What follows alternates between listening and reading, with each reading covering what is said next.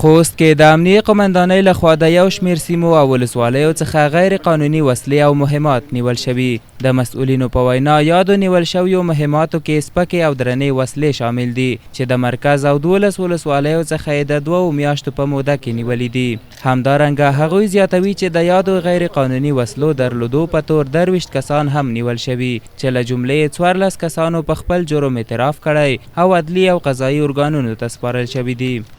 په دغه لاسته راوړنو کې سپکې او درنې وسلې شامل دي، نظامي تجهیزات شامل دي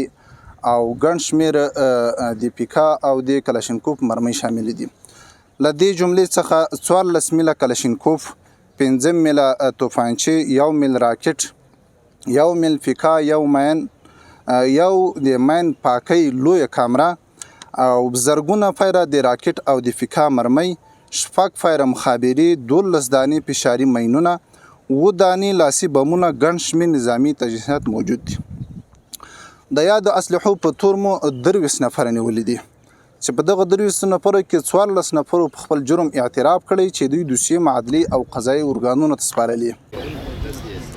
بلخوا د خوست یو شمېر اوسیدونکي د حکومت دغه اقدام ستایي او زیاتوي که چیرته غیر قانوني وسلې او مهمات ټول شي نو تر یوه حده به د تروریستي پیښو مخنیوی شوی وي او د هیواد په سیمو او ولسوالیو کې به خلک خپل کارونه په ډاډه زړه ترسره کوي. دا خو موږ د اسلامي امارت نه ډېر خوښ یو چې دا وسلې ونیوې او بله عوامو پوره دا ګټه ده چې جنایي پیښې به کمې شي او تروریستي حملې به کمې شي او د عوامو پوره ډېره ګټه ده. د عوامو څخه هم دا هیله ده چې ټولې وسلې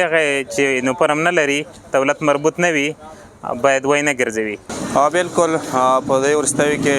دولت د غیر قانوني اسلحې لکه ټوپک هغې ته ورته نور نظامي ماشینونه ټول کړي دي. دا خو یو ښه اقدام دی د دولت لخوا او دغه اقدام باید برقرار هم وساتي. عوامو ته هم پکار دی باید لومړی دا چې دا عام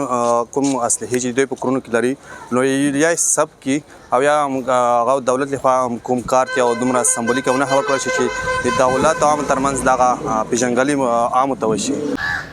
د یاد آمریت یو شمېر نورو چارواکو له خلکو غوښتنه کوي ترڅو غیر قانوني وسلې او مهمات اړوند ارګانونو ته وسپاري ترڅو په راتلونکي کې له ستونزو سره مخ نه شي.